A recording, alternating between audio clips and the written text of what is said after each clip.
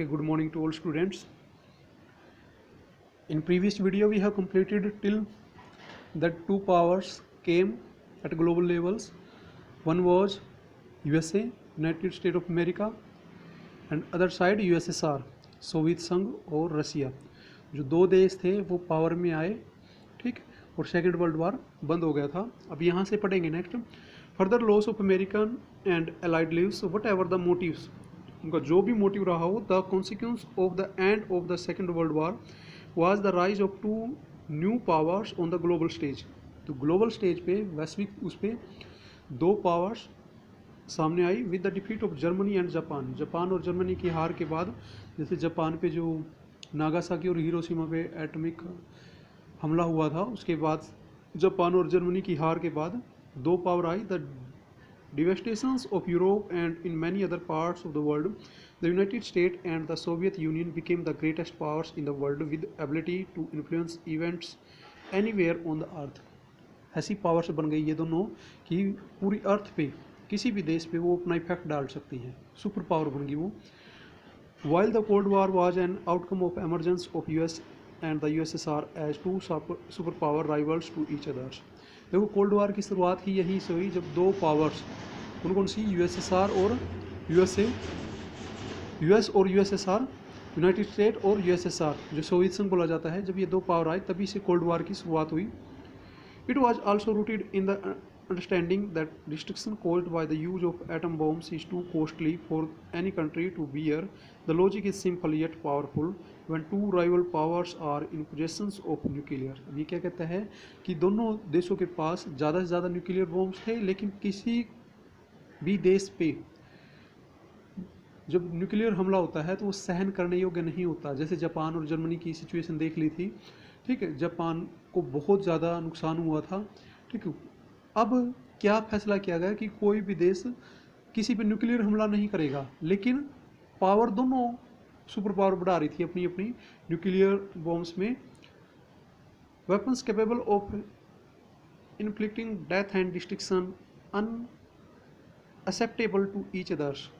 किसी भी पावर जो सुपर पावर थी, किसी के लिए असहनीय थी. कोई भी उसको एक्सेप्ट नहीं कर सकता कि दोबारा से फिर न्यूक्लियर बॉम्ब का हमला हो किसी देश पे और उसे बहुत ज़्यादा डैमेज हो, हानि हो. A full fledged war is unlikely in spite of provocations. Neither side would want to risk war since no political gains would justify the destruction of their society. समाज के लिए तीसरा विश्व युद्ध बहुत खतरनाक हो सकता था, इसलिए कोई भी देश रिस्क नहीं उठा सकता.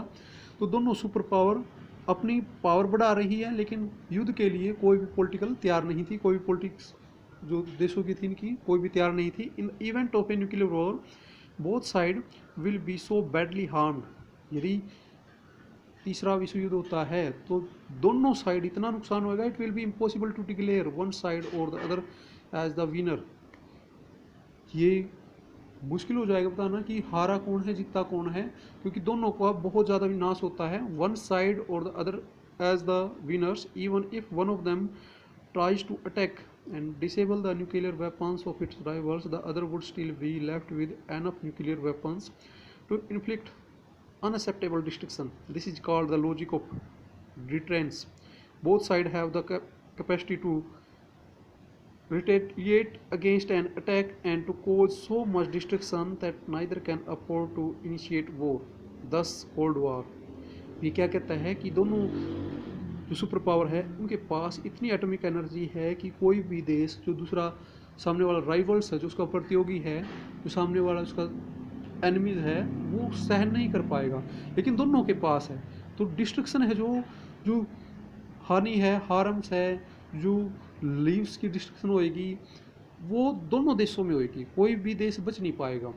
इन spite of being an intense form of rivalry between great powers remained A cold war not hot और shooting war.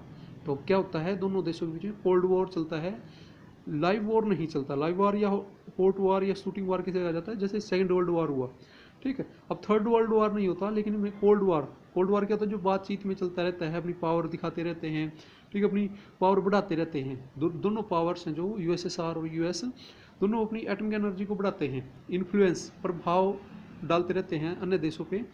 The difference relationship prevents war but not the rivalry between powers. Note the main military features of the Cold War. The two superpowers and the countries in the rival blocs led by the superpowers were expected to behave as rational and responsible actors. अभी क्या कहता है, ये ना दो individual country नहीं है, ये क्या ब्लॉक्स में है। ब्लॉक्स का मतलब बहुत सारे देशों का संघ है, जैसे सोवियत संघ है और यूएस है, यूनाइटेड स्टेट, इसके अंदर भी काफ़ी देश शामिल हैं और यूएसएसआर के पास भी काफ़ी देश शामिल हैं जो ब्लॉक्स बने हुए हैं। ठीक, अब इनसे ये एक्सपेक्ट की जाती है, आशा की जाती है कि ये विवेकशील तरीके से इनका प्रयोग करेंगे, क्योंकि काफ़ी देश इनके फ्लोवर्स हैं, इनके संगठन में हैं, ब्लॉक्स में हैं, और जो डिसीजन सुपर पावर लेंगी वो इनको शामिल होना पड़ेगा। तो दो ब्लॉक्स हो गए थे, देखो मेनली कितने ब्लॉक्स हुए, 4, एक तो यूएस का, एक यूएसएसआर का, तीसरा जैसे भारत ने 1945 में बनाया था गुट निरपेक्ष देश, हम किसी भी गुट में शामिल नहीं होंगे, ठीक है, कोई से भी ब्लॉक में शामिल नहीं होंगे। तो इंडिया का समर्थन कुछ देशों ने किया कि भाई हम भी किसी भी गुट में शामिल नहीं होंगे, हम भी किसी साइड नहीं रहेंगे, ठीक, हम कभी भी मान लो युद्ध होता है आपस में तो हम किसी भी युद्ध में शामिल नहीं होंगे। तो तीसरा गुट हो गया, जैसे गुट निरपेक्ष देश हो गए कि भाई किसी भी गुट में शामिल होंगे, बाकी जो बचे हैं वो फोर्थ, ठीक है, अन्य 4 गुट हो गए, एक जो यूएस के साथ, एक यूएसएसआर के साथ, एक इंडिया के साथ, जैसे गुट निरपेक्ष देश हैं या एशिया के बहुत सारे देश हैं जो किसी भी गुट में शामिल नहीं हैं। गुट में ब्लॉक, किसी ब्लॉक में शामिल नहीं है। They were to be rational and responsible in the sense that they understood the risk in fighting wars that might involve the two superpowers. When two superpowers and the blocs led by them are in a different relationship, fighting wars will be massive destructive. इनको पता था कि जब भी लड़ाई होएगी तो बहुत ज़्यादा नुकसान हो सकता है। Responsibility therefore meant being restrained and avoiding the risk of another world war. इसलिए जो थर्ड वर्ल्ड वार का रिस्क है उससे बचने के लिए इन्होंने ब्लॉक्स बनाए और बहुत ज़्यादा एक्सपेक्टेड की गई कि रिस्पॉन्सिबल तरीके से बिहेव करेंगे। In this sense of cold war manage to ensure human survival. इसलिए कोल्ड वार ह्यूमन सर्वाइवल के लिए बहुत ज़रूरी है, क्योंकि जो सेकेंड वर्ल्ड वार, ताकि जो सेकेंड वर्ल्ड वार से जितनी हानि हुई है, जितना नुकसान हुआ है इस अर्थ को, थर्ड वर्ल्ड वार में ना हो। The emergence of two power blocs, देखो मेनली 2 पावर ब्लॉक्स थे। The two superpower were keen on expanding their spheres of the influence in different parts of the world. In a world sharply divided between two alien systems, a state was supposed to remain tied to its protective superpowers to limit the influence of other superpower and its allies. अब ये क्या कहता है, जो भी देश जो उनसे भी ब्लॉक्स में शामिल होना चाहता था वो होगा। The smaller state in the alliance use to link to super powers for their own purpose, अपने पर्पज के लिए, जिनका जो मोटिव था, पर्पज था, उनको कंप्लीट करने के लिए वो अपने अपने ब्लॉक्स में शामिल हो गए। They got the promise of protection, weapons and economic against their local rivals. देखो इन्होंने क्या कहा, जब ये ब्लॉक में शामिल हुए तो इन्होंने क्या कहा कि भाई यदि इनका कोई राइवल्स है, लोकल राइवल्स है, जैसे एक देश का दूसरे देश के साथ जो झगड़ा रहता है या अटैक का डर रहता है, तो इन्होंने एक अलायंस किया, संधि कर ली कि भाई कोई भी देश यदि इस पक्ष पे, इस ब्लॉक्स के मेंबर पे अटैक करता है तो वो सभी देश उसकी प्रोटेक्शन करेंगे, वेपन्स को साझा करेंगे, आर्थिक और जो दूसरी सहायता है वो प्रदान करेंगे। Mostly regional neighbours with whom they had rivalries. The alliance system led by the two superpowers therefore threatened to divide the entire world into two camps. This division happened first in Europe. Most countries of Western Europe sided with US. पश्चिमी Europe की जितने भी ज़्यादातर देश थे वो US के साथ हुए। Those of Eastern Europe joined the Soviet camp. और जो ईस्टर्न यूरोप के जो देश थे वो रसिया के साथ हुए। That is why these were also called the Western and the Eastern Alliance. इसलिए इसको पश्चिमी और पूर्वी संगठन या अलायंस कहा जाता है। अब इस मैप में देखेंगे आप,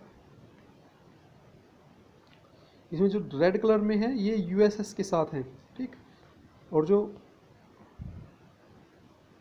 येलो में है वो यूएस के साथ हैं, और जो ग्रीन में है वो किसी भी ब्लॉक्स में शामिल नहीं है।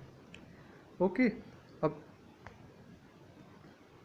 आज आप यहाँ तक करेंगे, ठीक, और ये मैप अच्छे तरीके से देखेंगे कि कौन से देश यूएस के साथ हैं, कौन से यूएसएसआर के साथ हैं। ओके, फिर भी यहाँ तक भी कोई डाउट आता है तो आप पूछ सकते हैं।